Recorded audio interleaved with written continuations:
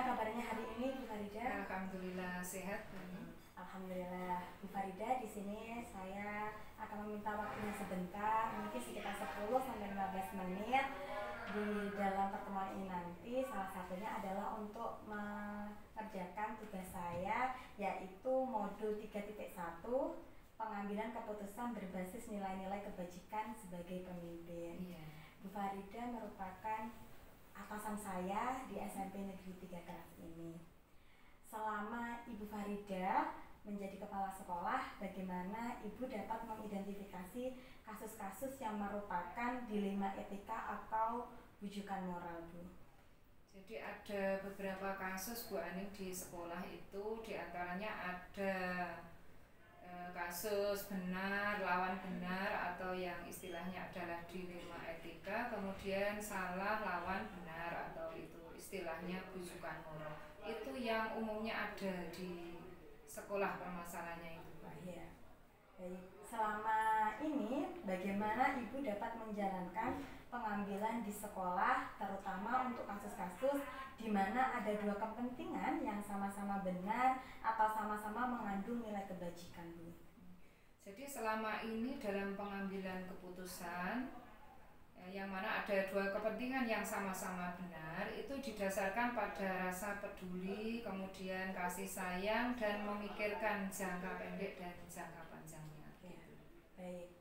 Kemudian langkah-langkah atau prosedur seperti apa yang biasa Ibu lakukan selama ini? Untuk langkah-langkahnya, jadi ada beberapa tahap Bu Aning. Yang pertama biasanya mengumpulkan semua informasi yang terkait dengan masalah tersebut. Kemudian yang kedua, mengidentifikasi nilai-nilai yang bertentangan. Kemudian yang ketiga, mempertimbangkan dampak dari keputusan itu. Kemudian yang keempat, didiskusikan dalam tim. Kemudian yang kelima, mengambil keputusan berdasarkan analisis masalah tersebut. Kemudian yang keenam, membuat rencana untuk melaksanakan keputusan tersebut. Baik, luar biasa. Hal apa saja yang selama ini Ibu anggap efektif dalam pengambilan keputusan pada kasus-kasus dilema etika, Bu? Jadi hal yang merupakan tantangan Mbak Ning, dalam mempertimbangkan, yaitu berpikir secara matang, tidak menuruti emosi, tidak terpengaruh oleh arahan dari orang lain, kemudian menentukan nilai-nilai kebenarannya. Baik. Hal-hal apa saja yang selama ini merupakan tantangan dalam pengambilan keputusan pada kasus-kasus dilema etika, Bu? Jadi tantangannya itu tadi, ya.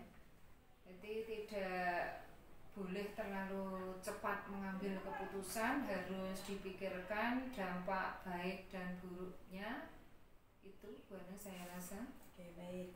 Nah, apakah Ibu memiliki sebuah tata cara atau jadwal tertentu dalam penyelesaian kasus dilema etika? Dan apakah ini Ibu langsung menyelesaikan di tempat atau memiliki sebuah jadwal untuk menyelesaikan atau bentuk prosedur seperti apa yang Ibu jalankan? Jadi secara rutin memang tidak ada, tetapi demikian apabila ada masalah yang memang rasanya itu harus cepat diselesaikan, itu secepatnya akan saya mengambil keputusan. Tetapi tetap tidak bisa dengan keputusan saya sendiri, dengan cara berdiskusi dengan para warga sekolah, mana yang terbaik. Warga sekolah. Jadi kalau ada masalah sesegera mungkin diselesaikan. Baik.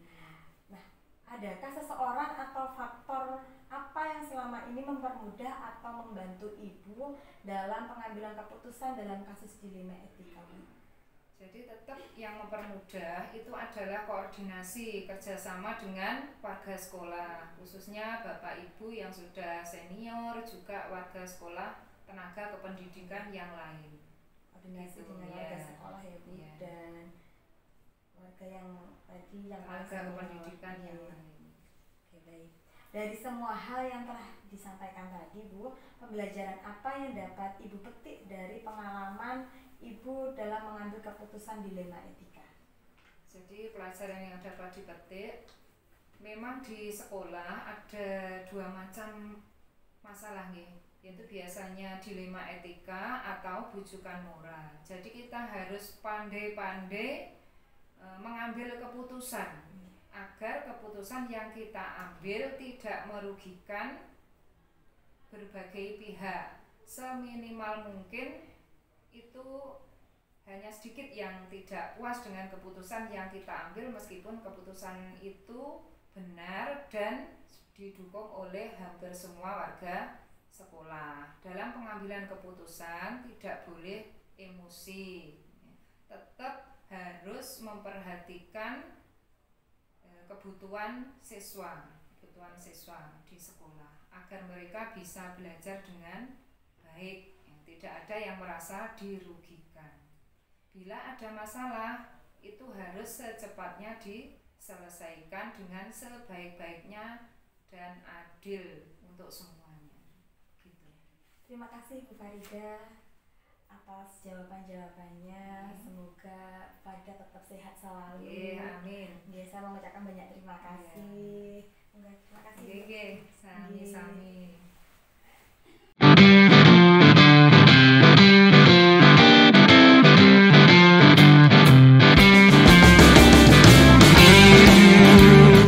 Assalamualaikum Pak Kuko. Waalaikumsalam warahmatullahi wabarakatuh.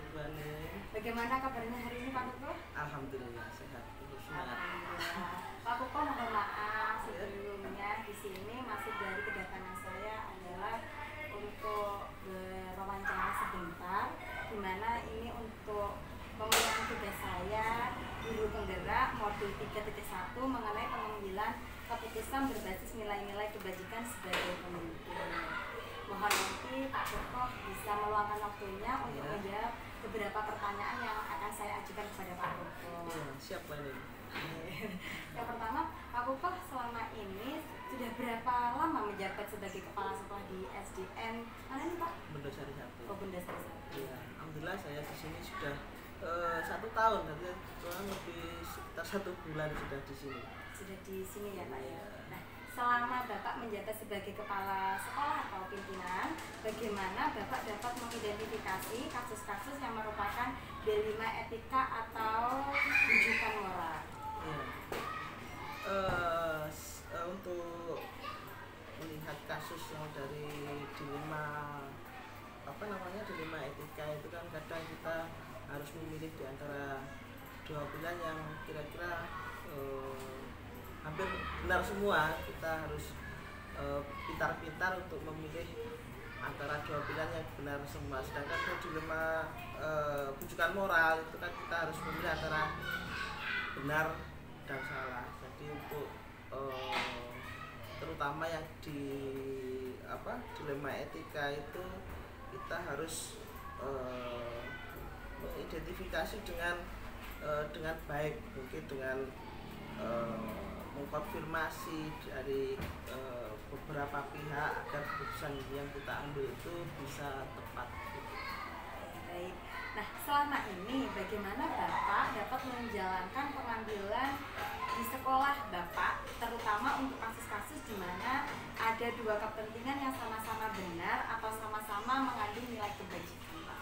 Iya, itu biasanya keputusan yang sangat sulit sekali bagi saya untuk memutuskan seperti itu. Tadi sebelum mengambil keputusan itu biasanya saya itu mengidentifikasi masalah terlebih dahulu, kemudian itu saya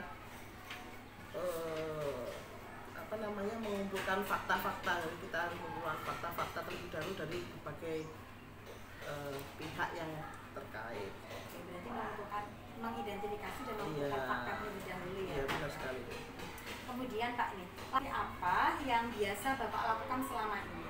Iya, tentunya prosedurnya pertama-tama kita harus mencari fakta-fakta atau kejadian sebenarnya dari suatu permasalahan. Kita harus benar-benar mengecek fakta itu tidak hanya dari satu sisi saja, dari beberapa masukan dari beberapa dari fakta tersebut. Kemudian kita harus berbincang dengan guru yang lain dalam mencari pendapat dari guru-guru yang lain juga tentang situasi yang terjadi. Kebetulan saya itu karena kepala sekolah masih muda, jadi saya itu kadang meminta pendapat dari guru yang lebih senior tentang masukan lah gitu untuk menentukan sikap atau keputusan yang mereka tentunya lebih berpengalaman dari saya. Oke, baik. Kemudian Pak, hal-hal apa saja yang selama ini Bapak anggap efektif dalam pengambilan keputusan pada kasus-kasus dilema etika? Iya, tentunya itu komunikasi ya.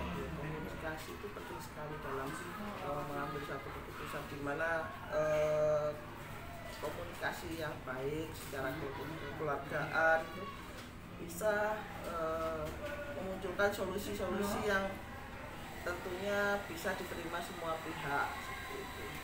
Berarti komunikasi yang paling utama. Iya, benar sekali.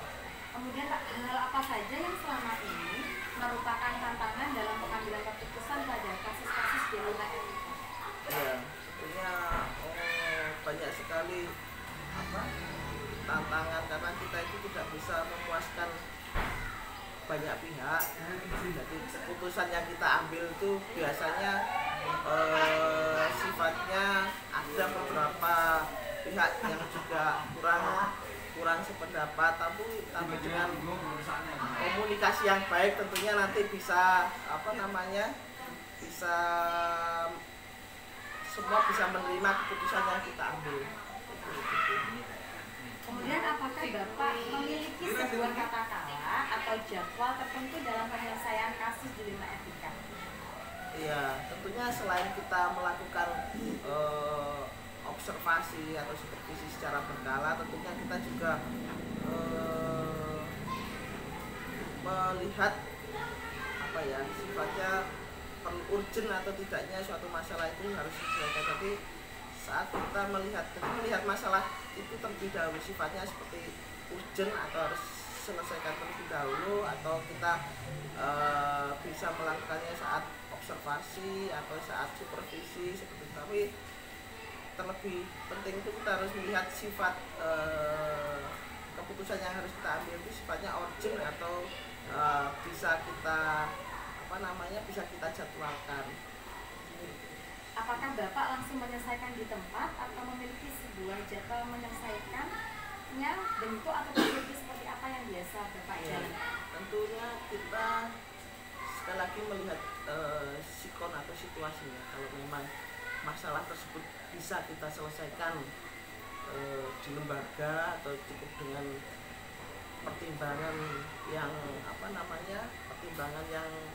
baik, mungkin lewat dari pertimbangan guru yang lain atau guru senior itu cukup di situ saja, mungkin bisa langsung kita selesaikan permasalahannya. Namun bila biasanya permasalahan kedinasan itu kan perlu pertimbangan dari kepala sekolah yang lain atau dari K3S, itu kita juga berdiskusi dengan kepala sekolah yang lain. Jadi kita biar pengambilan keputusan itu bisa bisa lebih baik lagi gitu. Selama ini adakah seseorang atau faktor-faktor apa yang selama ini mempermudah atau membantu Pak Tukur dalam pengambilan keputusan dalam kasus dilema etika? Iya, jadi tadi ketika kita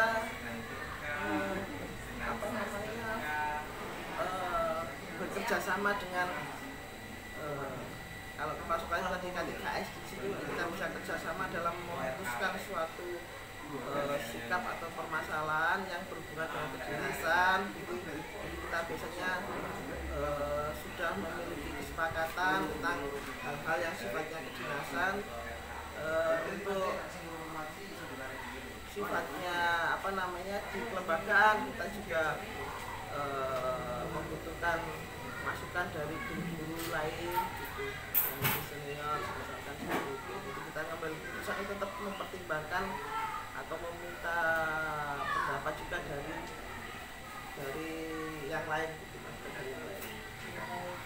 dari semua hal yang telah disampaikan, pembelajaran apa yang dapat Bapak petik dalam pengalaman Bapak mengambil keputusan dilema etika?